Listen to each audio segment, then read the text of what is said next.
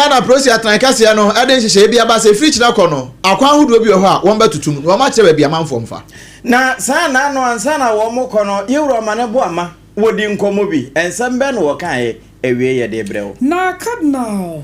apia aya Peter Kwadwo Texan wono so ade futu ama yenuanom konhyefo a ewo my Ghana mu eno ena Patrick Sogbojo wono Air Force retired officer ya waba na homegie mu wono so de na no atomo e wo sansem kro ya ho ene ensem kro na no Colonel Abuaje Festus nso e na no atomo bi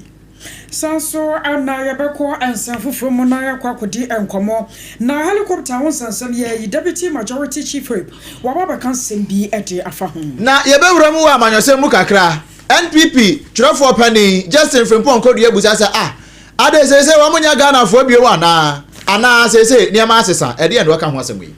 na unimu sese enkoda ye dan mobile phone mo se wo mo mfa mo game no e won sunsuan so wo mo so de Dr. Penny bi na eka wari ani afoforo bi yankofa man so de ka ho ani aboabo no osonfo ba san yatena se awiei ye de anka twema ba kun sam nyina wo se do hwere ba kwantam ade amawo akosuya agyewa kodie boaten enimidi mene triple M ejapia APAM DADAA ena afi obrempon na kwaku ampoma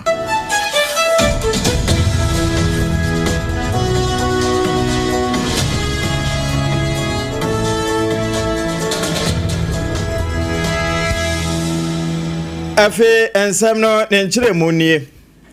na no wo kuada na wo twene nura awerehosem esi wo my Ghana mu yanka alupredie obi furu wo Ghana ha na obi e ma ne babai na nani agye ho e de awerehosem bre ye wo man mu ma ya de hye nwotwe atinananom wo nse do a ehu sokura yensu nwiye na eno na aba na ye nhyehyɛ sɛ nyame de kyɛnya ɛda kyena osana da ɛtɔ so dadu nenum wo mo ye amamre ne amane akata wo mo chi kura ewa yiyo mu na eno nso no wo mo ye no wo maye ne sɛ ho nhyehyɛ ɛda ho ɛne sɛ wo mo de dɔnhwere baako ɛna ɛbɛyɛ mu awufu som ɛne adansidi ahodo nyina da na wie wo mo akɔkora wɔn na eno ɛna aban mpanimfo wo mo pani abɛde akyire yewura standogbe wo de to so no wa kyɛ sɛ ɛnhyehyɛ ne de mpanimfo ahyehyɛ na emra da ho no woti ho e de kire sompa ensentwerefo se de da kyena nhyehyɛ ne beye ne wo se eyesrafo ayi titiri. There will be heavy security deployment, obviously not because the president and the vice president are here, but also for the safety of all mourners that are going to be here. We therefore entreat the mourning public to collaborate with the security officers as it relates to their walking in, their parking and others. If you are driving in, you will be required to alight at a specific point and walk into the mourning zone, and your vehicle can be parked at a designated car park. If you are driving yourself, then you'd have to go and park and come and walk into the service area. For the cemetery, arrangements have been made to provide buses to convey the families that would be heading to the military cemetery. The idea is to reduce the traffic en route to the cemetery and also manage the traffic at the cemetery. Buses will be provided to the 6 families to convey them there, and then a few others that would be able to join would join. If you get to the cemetery, please listen to the military police that will be on standby, who would be working on parking and designated areas where we can go and where we cannot go. Eno yewura standogba wono ene deputy chief of staff na ate se wo kyerɛkyerɛ se de dachena eye ne mu nsɛm nyinaa besi ayo e de akyerɛ ade hye ne wo kyɛ se yesra dom no wo ma musieye tiado ɛhɔ ɛna wo mbɛkɔ akɔkora ade hye be se ensia na se de emu nsɛm tie no ye be kenkan kro ana wo hɔ sabre kro na wo mbɛka baabro nso na dansedie nso atumi akoso na yesra dom no ayiyo titru eno nti menko ha wokɔ hwese obedi mmra so afa photo journalist fo eduru ho a na afa no obi a twene phone eba betwa ebi yi ne yam na ebi yi ne kokko yam no eno nso wo mo nso so ho. Burial service. The pre-burial will start from 7:30 a.m. and would continue to 9 a.m. We expect Her Excellency the Vice President to arrive at the funeral grounds at 8:50 a.m. in the morning, and that will be followed by His Excellency the President at 9 a.m. where the state service would then begin. The service is programmed to last for approximately 3 hours, during which period we would take the biographies of the departed 8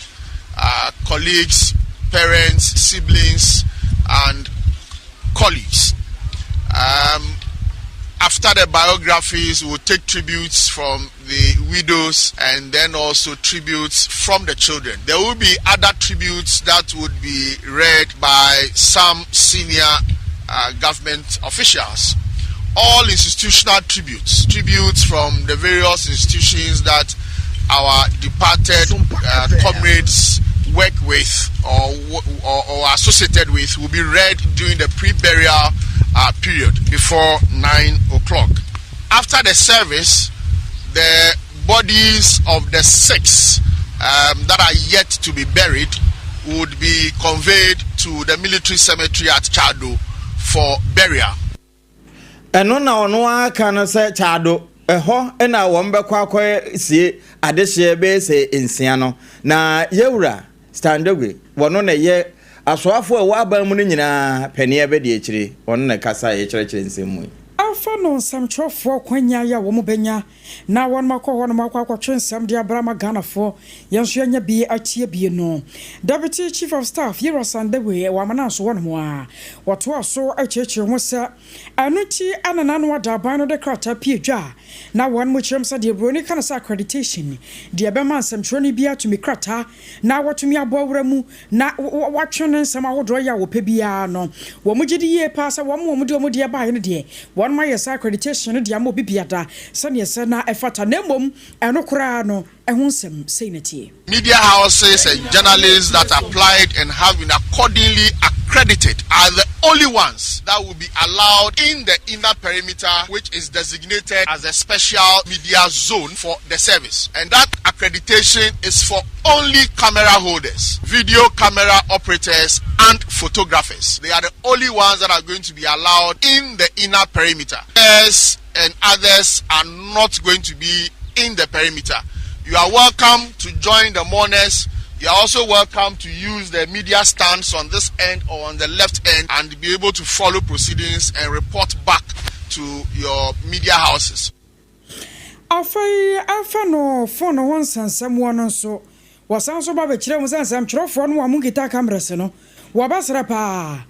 nyame yadma wakina nya fe na abatwo phone wo bi suo no no akogira ma mesu ya wusu hu ne sai ena sa no ma no hwehwe ani mu ade yo no sa de no ompe bi atie ho.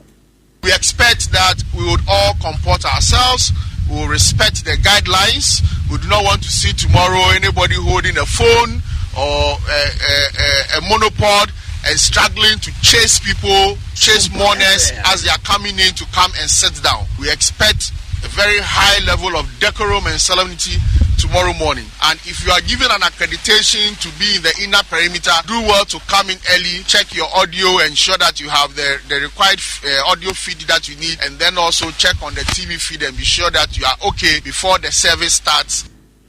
Na na kwakwa mu no Yero Standogwe wa mananso wa anu abeto aso akiro se nei wo ma hu se ni padodo no ahyase a wo mu ye donations ahoto se ne ye be ya ye de be makunafo no na eno nso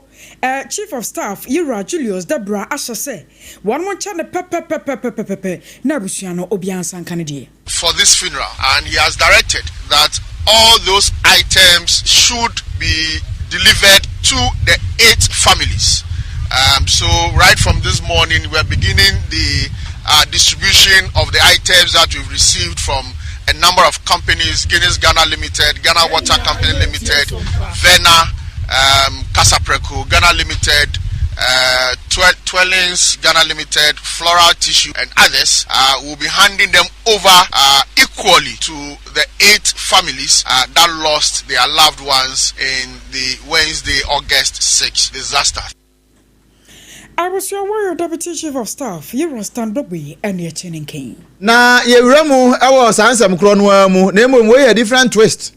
Akoba ni say no akwa ahodo no ebeye busy pa. Eno nam so ama aprosifo enso abekire ba bia. Eho beye busy na eye busy nso a ba bia ebetutum no. Eho no de yenya tum say ekimu a wone hwan ye ma okwan ya wontime mfa ho. Na say ena pani a uko MTT dia o director of research education and training your friend chief supo Alexander Kwaku Oben woni ye bon ko no chire mu wa chire se emiamia huduo bebre e won kran ha se no a titiri pa ne 28 February road ene your steps traffic light no ade call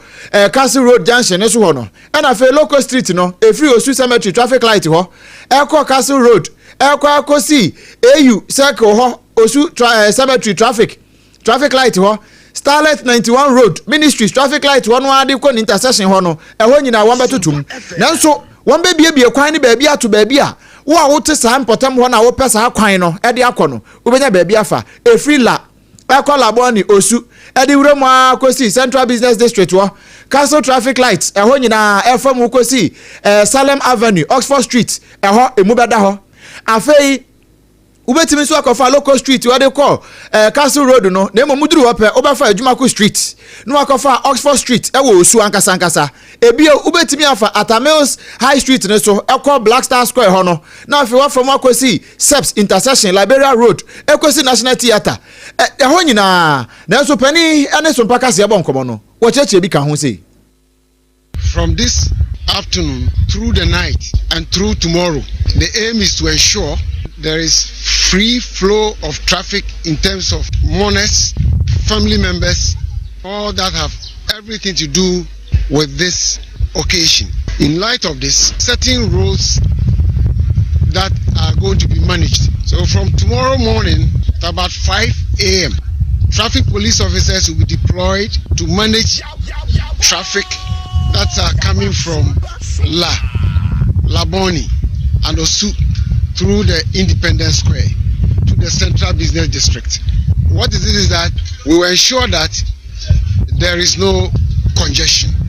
There is no congestion. Nemo no nyina emfa hye trim se wo nenam sa kwan ne so bia wo befa sa kwan ne so a ya na wa plan wo ho yie ya asimu ntam sanse we ya bia kwan na to baabi no nipa ne bebre bia won beka so mo pentam ti no ana binum be ye lateness kakra beba mu ho eno nti se wo kosa na wo fa sa kwan ne so a ya na wa ye one ma nyina ntantam na wo kwa adwuma na so ofra adwuma na akofi a won so ya wadru ntam we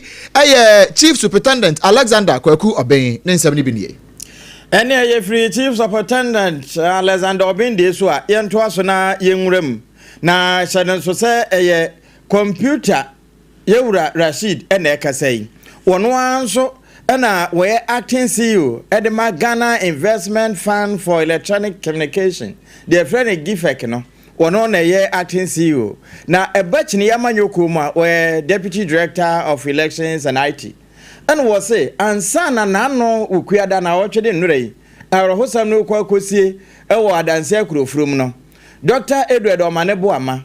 wodi kane wo mo bonkomo pa etre adeche se ba se wo mo kwa akwatia akwato aba no a de se wo no yo na pani se nko wo make exams pa na wo ma ne grade a nko beka se Dr. Omanebo ama de A+ ena wo se ne saka esanse wa ben pa ye fra na master planner kwan a wo mo fa so di wo mo nkomo bi no nkra no wo mo nhia mudie ya dodo ani da se bia wo kwa akobodwa no wo mbehu na wo ma ye no internet so na wo no mawie na be se no nso abapa ho sima no aduanan num ukweda na nopa wo no wo mo di nkomo bi na nkomo ne de Yewra Rashid computer tanko one etimi chirim. In fact, in the morning we had meeting with Dr. Omanebo. In the mornings at 7 we had close discussion. I mean, mostly he does his meeting virtual. He was a type who wants to maximize time instead of we coming together, sitting down. Let's use the social media platform to do our discussion. So most of our meetings were held virtually. Run out to the election. He started the day we were appointed. We had our first meeting in His Excellency John Dramani Mahama, candidate then office. That was the day I got to know that MPP were out for trouble. This election were going in the next year, and we're appointed in 2020. That morning we had this meeting around 7:45, and he was giving us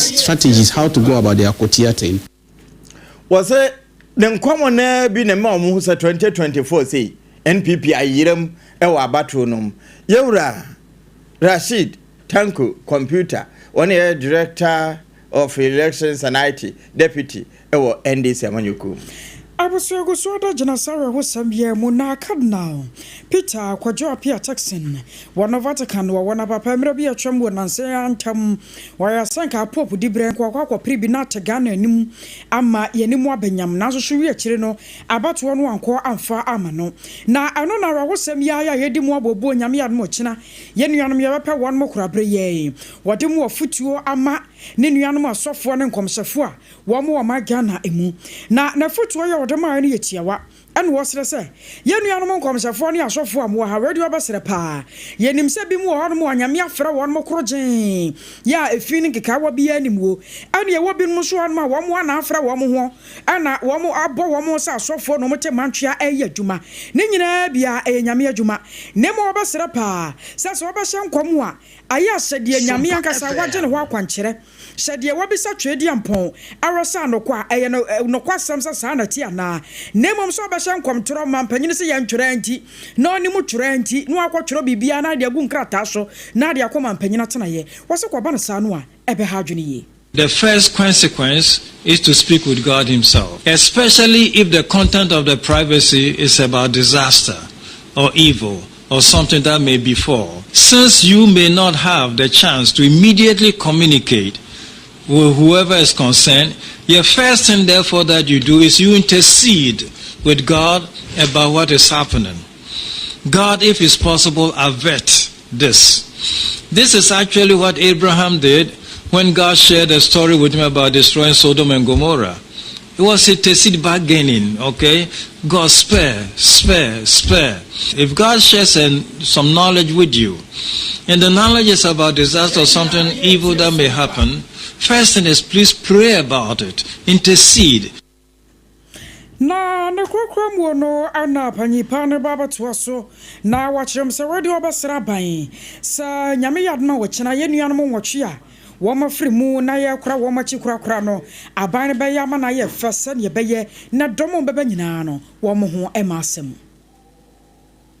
I trust the government will certainly do something to celebrate the memory of these 8 brave and valiant sons and politicians. Whether this will be followed up by a national institution or monument of any sort to make this permanent, this can take so very many forms. For example, this was an Air Force helicopter that crashed. Would this lead to an attempt to revamp the whole military hardware of the Ghana Army? That could be a possibility. It could be a direction to go. Could that lead into a form of training for whatever? That can be a direction. Can that also lead to an establishment of an institution?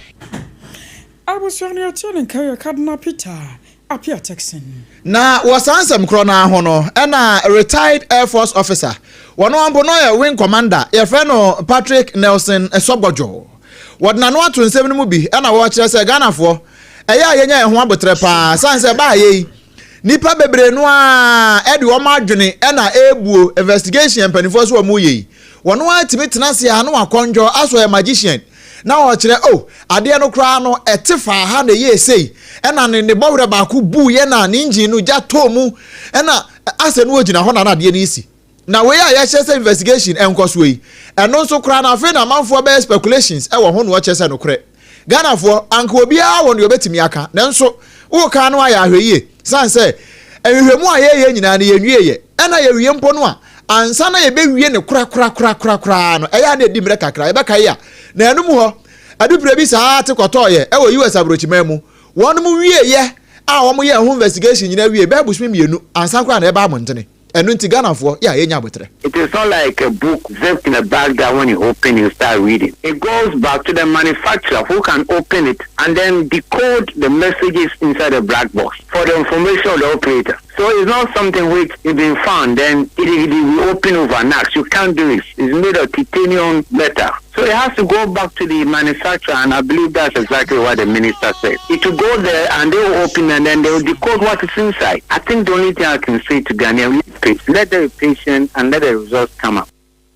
Any retired Air Force officer, Wing Commander Patrick Nelson Sobojo enu wakan wo wie no ase nti we ya na manfo kra se nke mfa du prekota foforo enko ba bi ade esi ye wo busa wo mokọ a sa du prekota no de pa na nko kwakoye ene de wo busa se wo kọ ade en wo koye no security analyst wono nso kra ya ba bia soja mu miduru ye no woduru hobi o retire colonel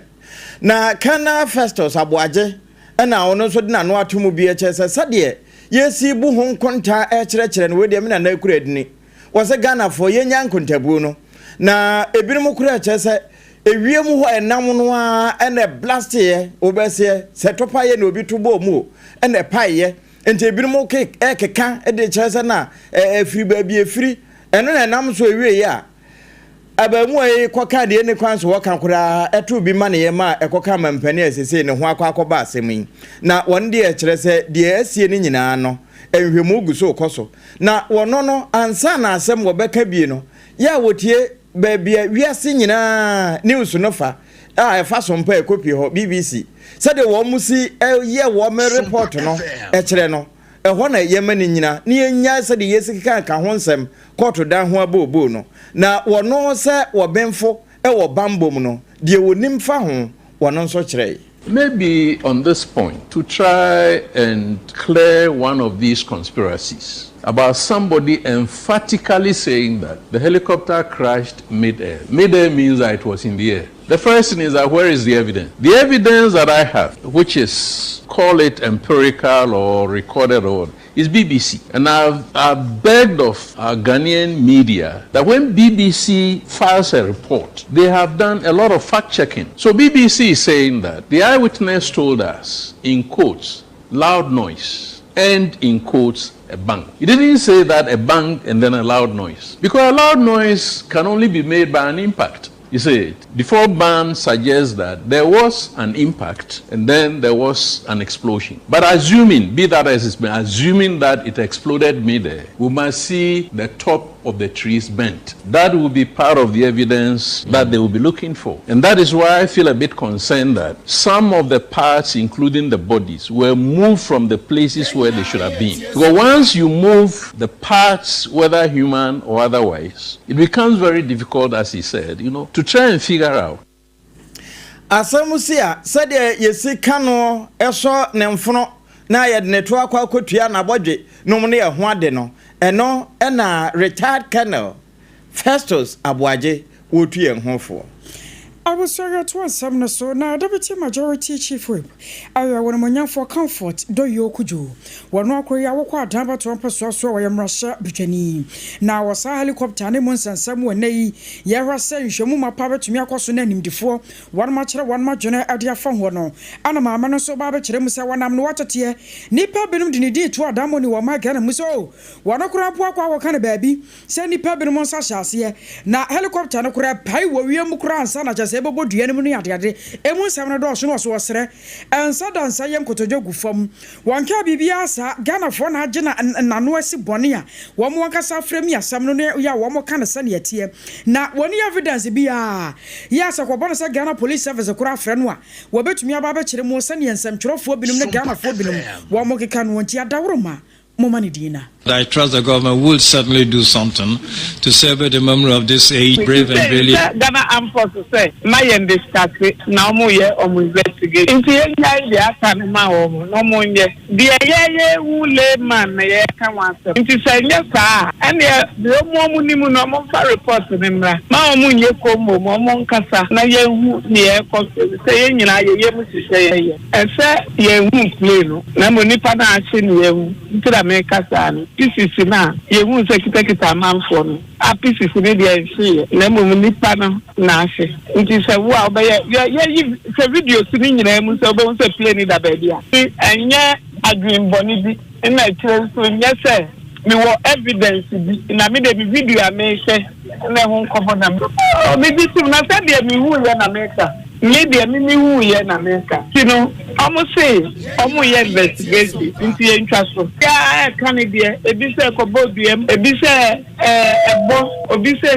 ye nyina obi a kire na dwen dia senior ohu no fa into almost say interest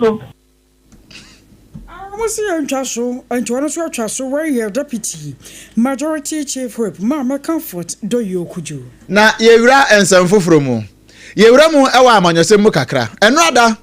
ena yete yese prosifo ensa ka abrante baako a wono nso eba na MPP mu woye affiliate to the NPP social media activists your friend says Obama poku as ni di ankasa no Daniel Adomako na nso no de ana manfo onim uko Facebook no so a say Obama poku ase ehwa na watchro di free enyu ono nko a ene fancy comedy mo ene wo ma aka nyina no yaso awon ama prosifo kire se wo mo boa enhwehwemu na ba ye manfo bebre akasa e de afa ho eno ena Justin Frimpong Kodua JFK woni ya twetwefo pani e de ma NPP wasunu kokroko amanyoko nu obusa se ade se wo munya Ghana fo bio wa na amanyosem ti ne ayo mu sei ade Ghana se mra no asesa na wo obusa o se ya na anu bire bi ana mampani akufo ado wote abanwa so na manfo e kan se bi producer amfreni mu nsem ewo radio so ankasa mpo eno kra ya nche won na we wo bi ade bi a watwro keke e de akoto social media na no ye be chi wo mo ama eno ba be sa yo ni kwa boje melody a ene ya sa de we die egalai NDC mpini go bia ka se nyoma e ko so ka no ene NPP fo kwa ne na share na emro ma mpini court so na na ka manfo hwe se oni mu nda ko share dante ba wo bo se fe e na one but radio so e ka se bia kwenhia no ne o ma mpini irregular debra ene sami jenfimu ana na NPP fo ahihia mo na office mahama e ye mputu megu Ashanti region ene ti na ye ko hye bibi se ko munku no November the NPP for the demo, the NPP for their working, it should be worthy just for us. So be it to Kuma. I'm out for quite I say a radio Kunanado in future to for us. So I'm out for time radio, so radio station, I mean, some wedding. A big fire not to radio station or Basse Radio, they're not the player of coffee, my uncle shares no cool. That's I no way in Nano, to tell you me what. Nay, you move and cassette, and this wild bear to only per cancer, ma, almost the year from. Oh, and the net. Police for again. But yes, Obi or THC be on the Muye, political rich hunting, that's a political persecution. The MPP for the Omoya some bar, ye better. Then this is bad, the Omoyam so more than the end for myself. Oh, anyway, issue. That's we no na se wan hwe ni ye beka se we no amanyosem mu ba ichie ene ya cheche nkrofo na sa de no anya kura ntie behwe ni ajae we eye twetwefo pani edema wo sno kokroko amanyoko no Justin Frimpong Kodua ene emrasa badwani a wo mo nhye atifi yewura kwasi kunadu na wono nso de bia ba beto so sese kiniyemma ehye wo mutirim na ya ahweni wo ehye wo mani se 2024 wo munya majority ne ma eboroso eyinunu na wo mununu wo ho na wo mosere wo mo hweye paisa se 2024 aba no ansa na wo munya sa mighty majority na wo no munya no eye sonoma no abufuhie bia na ehye binom bo ani nti wo mankwa nkoto aba na ebinom so ahisem abato bia wo moto ye na ma wo no munya ne sa na mo se da won tirim sa de che 2028 se da 24 ye no wo mo sa ba beto so bia ene wo nkope ba bi na esanse wo mo adwuma wo mbebo sa bre mu no ene bedi wo mo danse 2028 na wo sono nso ehye ne niema yi a 28 no obetumi adane niema ni. We talk about 1.7 million voters who did not turn out based on the last elections that we had in 2020. That did not add up to our vote in 2024. So it tells you that they stayed off. And that is the critical mass of people that I say I'm always glad when they did not go out there to vote against us, but decided that they were going to hold on to their vote. So this vote that went on in the 2024 election, because and the fact is, and it even surprised you, the vote that the NDC had and the number of seats that they had, it even surprised everybody. Nobody predicted those things. Anybody who predicted those things would probably just would have done that out of a certain imagination of not convinced by the facts on the ground. So the vote that they had in 2024 elections would not be reflective of what would happen in 2028. Adese wo menhye tifi wo momra se badwani onabo akwasi kunadu na ate se wo kasei abusia hye nso se kasei eye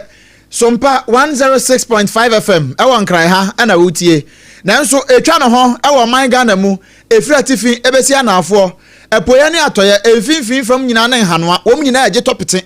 afe amanone nso ene afe wiase amansan nyina no wo bia eje kase no ama wo bia nso anya bia tie hye nso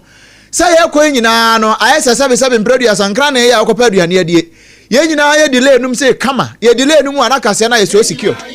eno nti ye nuanom ma ye yerenom ye nka nchemafo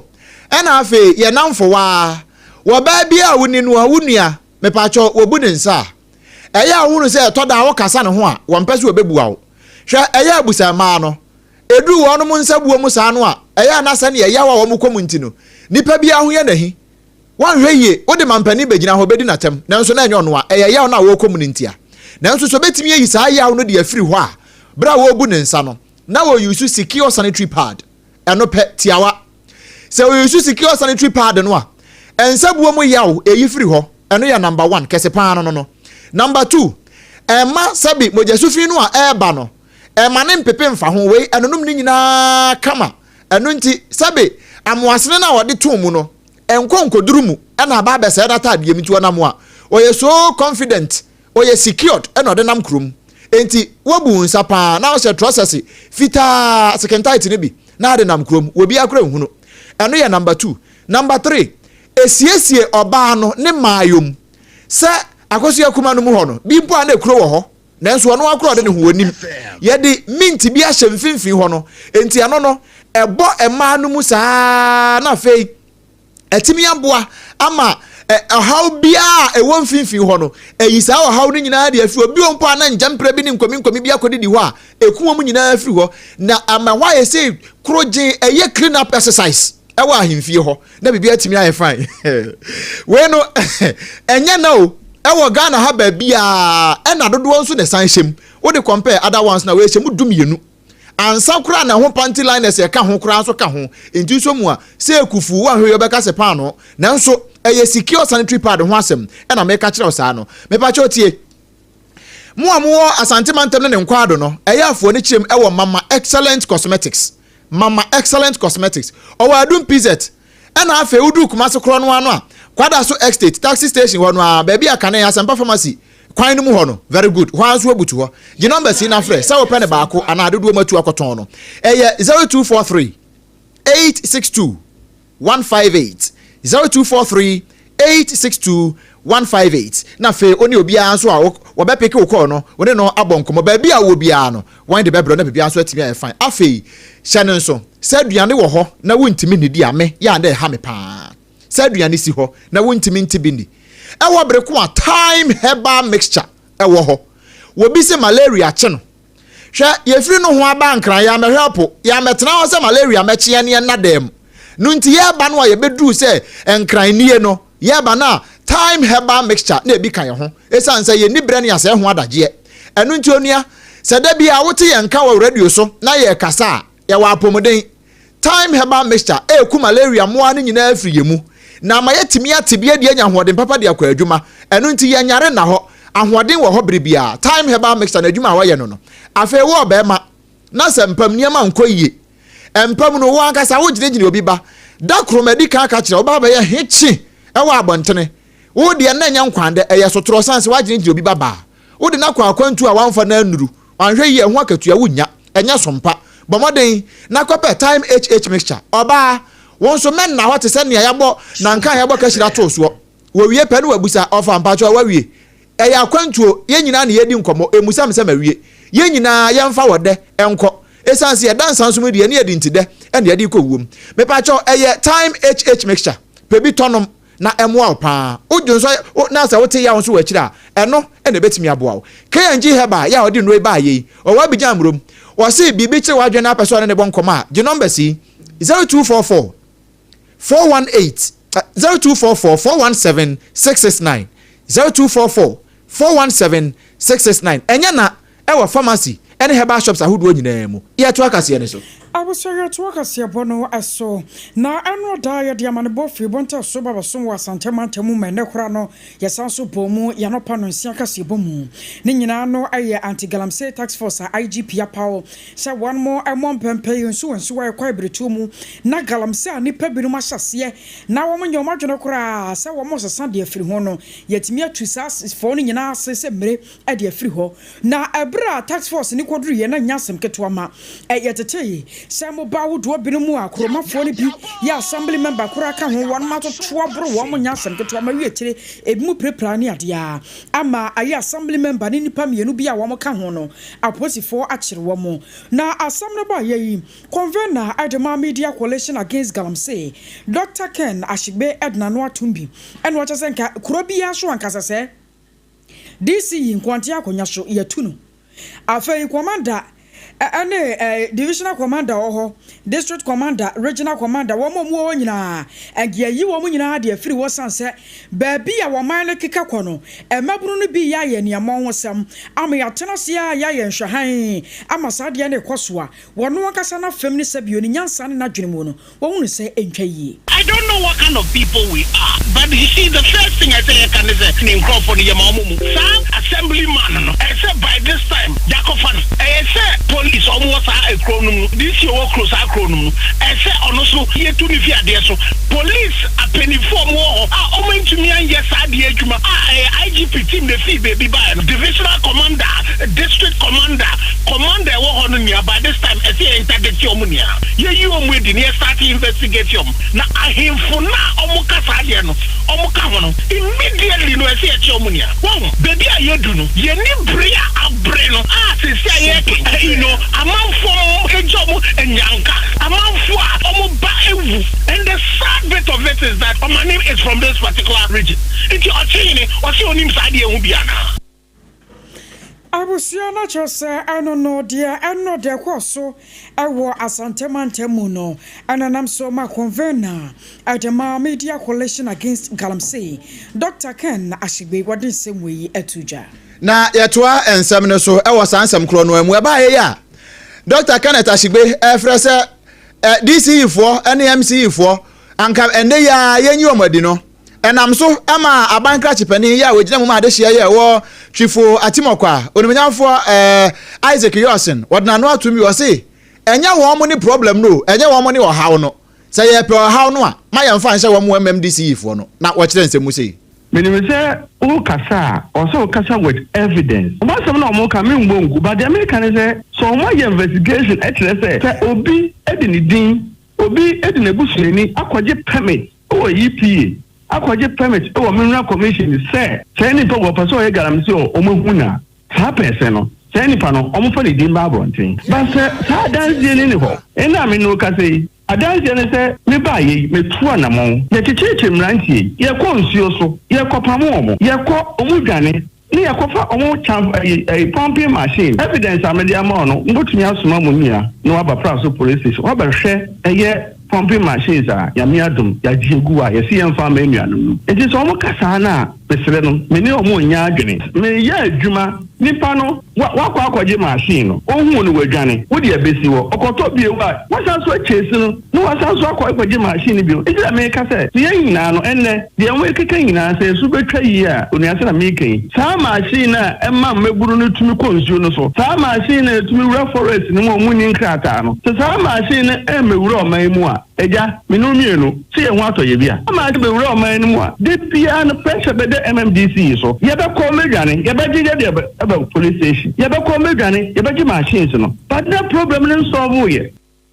sa problem no na solve ye machine no de ye be gi nanso ye gi a won be san akoto foforo enu nti uka se MMDC no wo mo ka ho no bie e na problem no wo ho a enya wo mo na emu wo mo de wo mo hwa sa problem yi wo betimi asi ano kwan we eye onimnyamfo Isaac Yosin wo no eye abankra chipani ya ogema de hie eye wo twifo atimokwa e na wo de nsem we atu edwa no abusuan hye nso sa ha eye SOMPA 106.5 FM Accra ne ya omonfo ya ede kase no esumo ye da ne ye husima ye ba kase no eto aso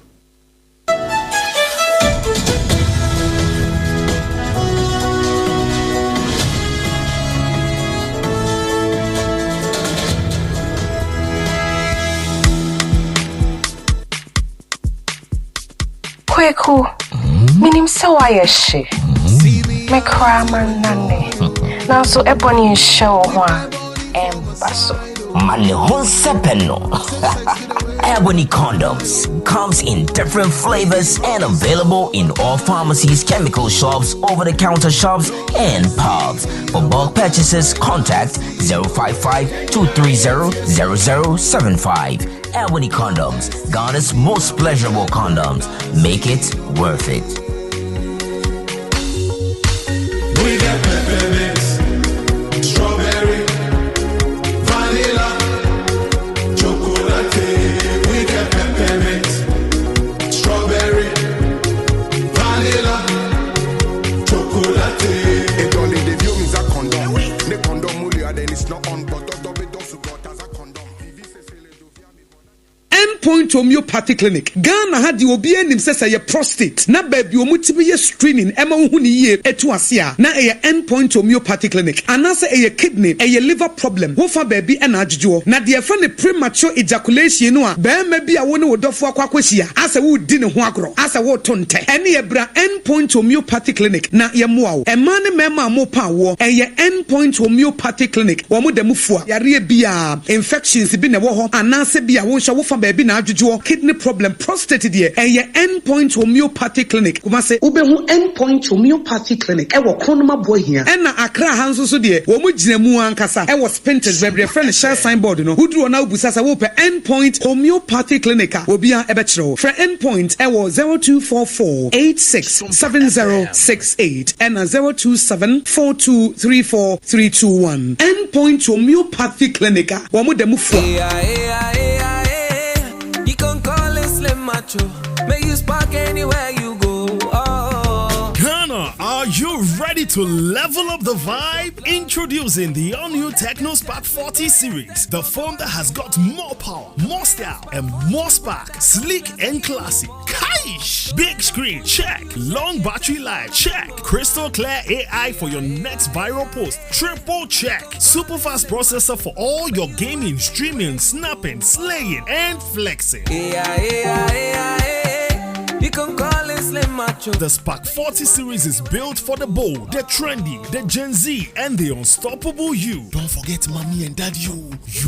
Long-lasting battery, Techno is your plug. Rush now to any Techno showroom or authorized dealer nationwide. Whether in the north, south, east, or west, we always have one for you. All at very affordable prices. What are you waiting for? The Techno Spark 40. Slimmer, faster, sparks everywhere. You can call us on 0303-980-205 or follow us on social media. Techno, stop at nothing. Eura, me pacho brana me sha dia wo bagim. Bra, aden, enen so biem. Hey, time heba me sha ya me kan se yi ba kwin. Anu wayi me ensen. Bra, sanya time heba me sha esia jimi ni me fie fo enya dia ba ko ebeso yen. We dia udi se ofa ni nyina. Time heba me sha me ka se me di one dance ya heaven ene de me kwa akopie. Enti se malaria we draw ne time heba mixture. Enye enu nku o, die nanum ato a wontimi ani die no. Time heba mixture duro no ene ye ma o. Oba a wafa afro die o ma akwada no fo. Ene akwada woni mfie dumienu entimi num aduro yi bi. Se obeto aduro yi bi anoma, hwe se wakọ hospital anase lab ame yehu se wo atridie malaria yi bi ansa. Se o petam heba mixture enu dudu atu a, fo ani kire KNG Herbal Center ewo Emrom Abidjan House ana ba akoso wo atonsu Monaco Junction. Eno echi obenya bi atowo over the counter medicine sellers. Ene herbal shop dodo na emu.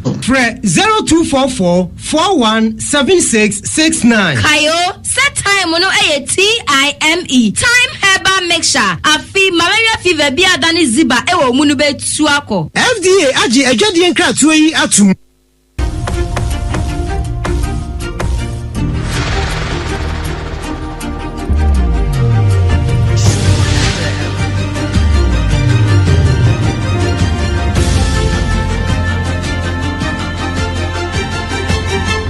SOMPA TV Emma Aketuyapa. Asam no na waka no Emma Aketuyapa ampa.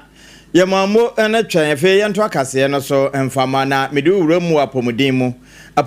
so mofra apomudin ne yewura ene efre wo mo pediatricians no na maami a wo kase we pediatric nurse pediatric unit ye wo Obrempong Holy Family Hospital ho no ye adwuma ena wo bo awofo kokko se me besu se be na metimi agege no ntino fun anu madama no je ho na bo game no mo ne ho ade ena wo kese Jibo game no ewo nsunsuanso wo mofra no so pa na wo boyade bidin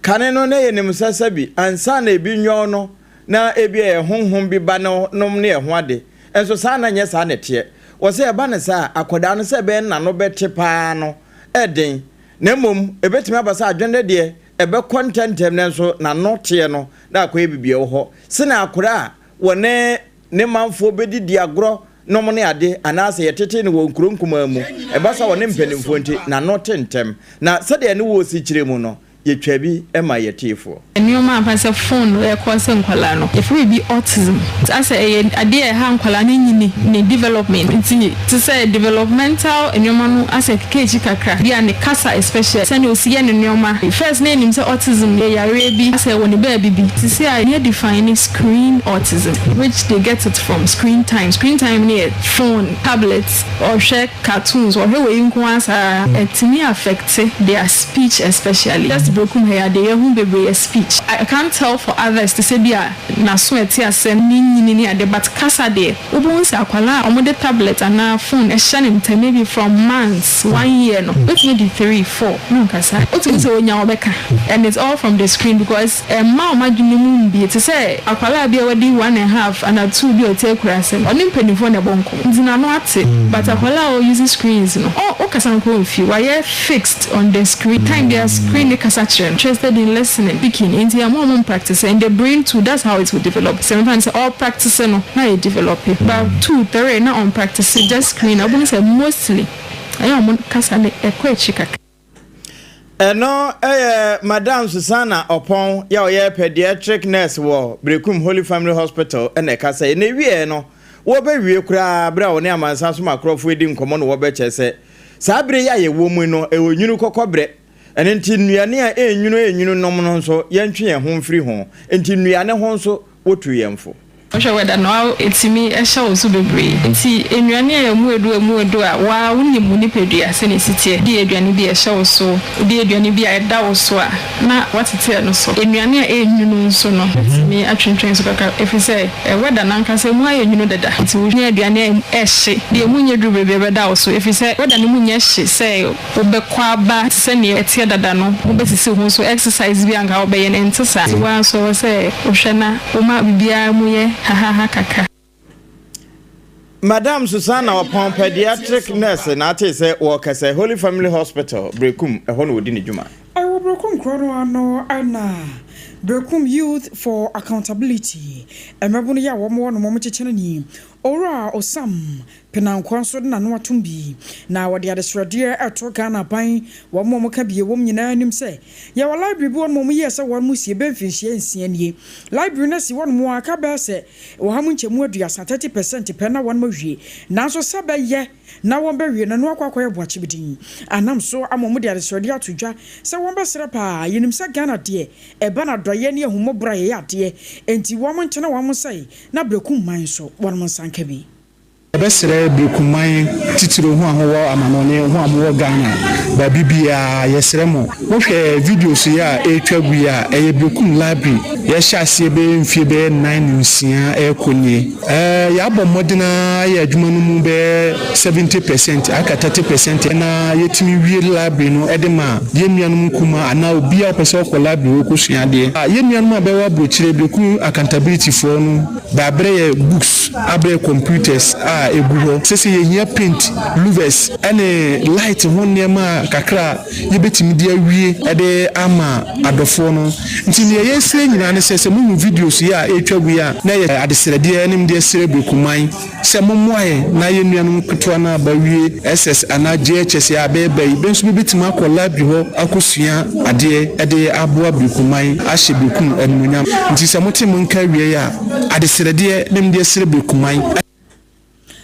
I was your Youth for Accountability chairman no ora wa sampena nkona na kwakram wo no ana ode babato mebro no nyina anim se wo mkoso ankro mudie mo sane ye be ya Brekum puntu abeda won makomaso Nemese ne say yembotae ne yemfiri ho Brekum Youth for Accountability and Development ye de ne say ye boa kuro no ama mpuntunyuma ene ho nema nyina akoso biti se ne ye kan sabi mpraduasa ye hwe ne ekoso wo toilet ya ewo main station ya eye ne nguase de ma Brekum se sabi hoho firi babi beduru na babi asabi mpraduasa obejane nan obejunso kura na onya eye ne nguase ntini ye sire Brekumai ene ahoho adofo a bense wo bi nyina ne se mo ye nyina ye nkamom na ye ne assembly no enye baako ye nta na nanu achi na sa toilet ya ye ka ho asem no ye ntimi mua na ye nsiesie mfa mabrekum na sebi mpreduasa ne bedie ma ye no ho enya de se sebi mpreduasa eye bia de a eye ajapade o ti ase eye ajapade a ye de ma kuro ni nyina nti enye se meme de ye nyina ye de ne se ye e de ama brekum kuro bia no nti ye besere se mo ma ye bunfu se nananom aye bibisa na sebi mpreduasa. I was aware of teaching the Mabrokum youth for accountability or some penalty. Na ya transam so na yakwa akopie mu ewo emfinfini mantam mu we no de abusuapanimfo na achiame ene mpanimfo a wo mo ka bie wo mu ewo abakrampa eno wo abra se buku amankase mansinu mu ewo emfinfini mantam mu wo mo na ekasai wo mo toto e de asre Central North Regional Police Command mrahye bejani a wo ho ena afen so aban krache pani ni mpanimfo ho nyina se wo mo no de wo pa asomdwe eno nti wo bibia obeba abakrampa kronum ana ne mpota mo ya wanfa sumdwe ama no se nipa kro no prosifo ema adi enye no asumdwe ni nyina ya hwehwe sa asumdwe wo kroma wo da wo to asumdwe ni wo kroma besidi ada impimpo na wo to wa dido onyeye na de pen kuruni pa nyama orokodo wa abakrampa biesi ne yampere bibesi biwo sebe ya dodo ya hu ya wo maframa wo fie ma no wa asase wo abakrampa mai mu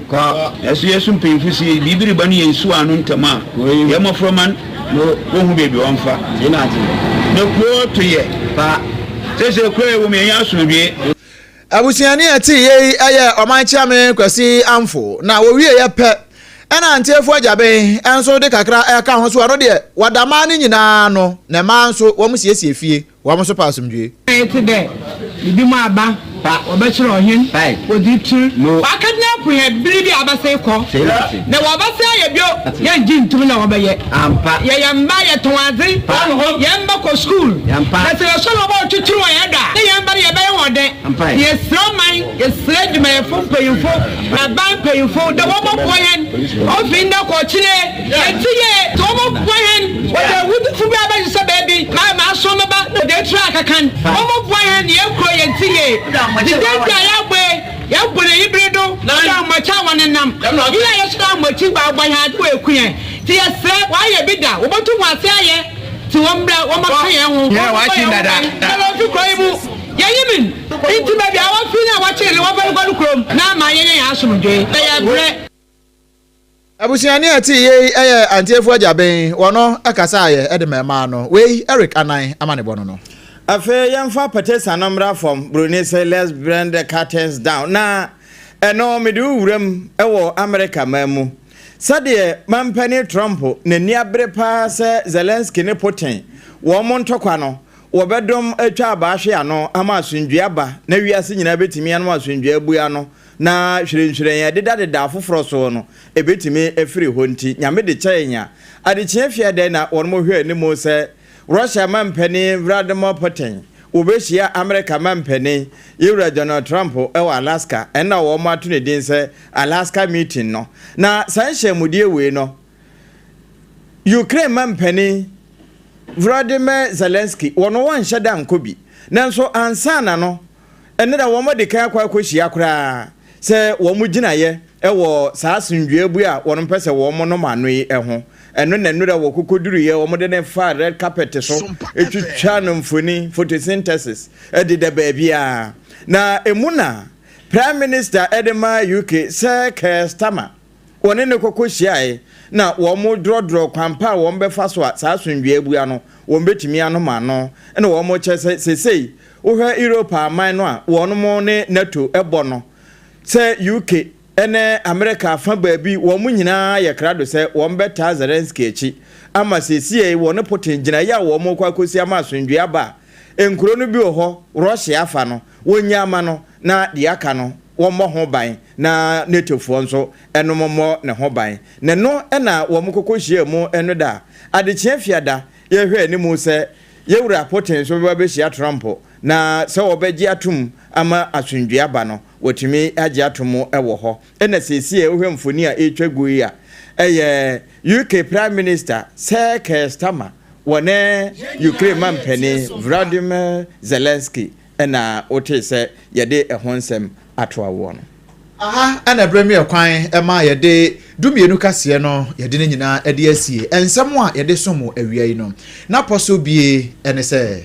Deputy Chief of Staff Yera Standobe ade ato nsɛntwerɛfoɔ anim sɛ nyame yɛ adoma wɔkyena no wɔn mo kita accreditation ɛbɛyɛ adwuma yi pa sada ɛna nhyehyɛeɛ mapa mpanimfoɔ ayɔ ɛda kyena ɛwɔ yiyo no mu no nso Yera Standobe wɔbɔ so kyerɛ ɛno na prosifoɔ kyerɛ sɛ miamia ahodoɔ bi wɔ hɔ a wɔn bɛtoto akwan no mu nanso ɔma bie bi ato hɔ a ɔmanfo betimi afa so na ebi ka wɛre ho ne yɛboaboa no nyina no ɛde ba bɛsom yɛ na messages kakra aba no yɛmfanto aso Hajia special local foods adawromenti o messages no yɛde to aso de ama mepa kyɛw sɛ wo pa aduane papa die no ɛyɛ akɔhacho atomic kwan ne so wɔ no a transition nkyɛn hɔ sɛ wontimi nkɔ a gye numbers no 0246 359 921 0246 359 921 baby a wo bia no ma delivery guy ne nya busy won fa aduane mra kwankwa nu ase efie montre so baby a obetimi de abra aduane se de wo pɛ no no sa pepepe e de ebre wo comment pillar 2 won also de kakra ba ha wo say my NPP family let us begin to unite and end with unity inshallah bibia be fine Master Planner Junior Eddie Freaking Tampo or say glorious happy birthday Uncle sister Anochi Pokua Laurentia level 400 student our Valley View University mo nyame nhira ne pa amo ima or say odosompa papa na in fact said the odosompa no echen bibia Nana Mesa K.W. Buffalo so say good afternoon na or say may the Gonsos rest in perfect peace. Rahim Rankin, anyway, and so Abba, Ewa, was say, greetings go to all of you, Obrempong, Nana Bakope, AGYEIWAA KODIE, and the great APAM DADAA. In fact, national television and social media is there for the youth to learn and educate, but not to use it. Okay, Mate, say I'm on Diatem. Starboy, say we're here live, half of airport. One also need the year, the abandoned teacher could you tap in as you say, JDM and this if we are one more way intimidation, pan one more Yanisano. KK Edifrica, so one also say, near and this if we are not dear, one baby ye pan, they will mommy damn crown. Dr. Baumia, Wababa, no Babajo minor, and so Eddie free one more and some more. Let me be answer at me. I find. Ebusia, aha, and the Edu AC Shannon song. Sir. Secure sanitary pad ena eso yasene ema yede kasieno ebrewo ena time herbal mixture ena time HH mixture enso ebo de chidom bra na Hajia special local foods nso eso yasene me yede text messages a wode ba ye no enso ede asom wo hyane nso sakase yi etwagu ye ewo enkran ha no esan kobu mu ewo SOMPA 93.1 eno wo Kumase SOMPA Josuo ena Ayiko 100.9 eno so wo Kumase Adanfopa radio ewo Paris France Abrochimemu SOMPA 101.1 eno ewo Takwa Sanso ena 103.3 enso ewo Takrade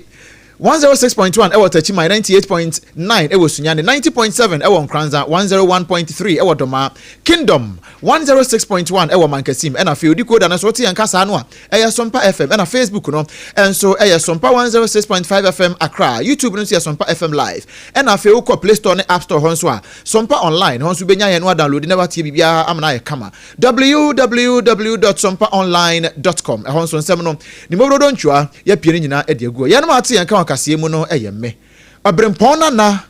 kwaku ampoma minimianom Akosuya AGYEIWAA KODIE boatin ena Triple A mine Ejapia APAM DADAA ye kona fe ye de mobro wasem atwa so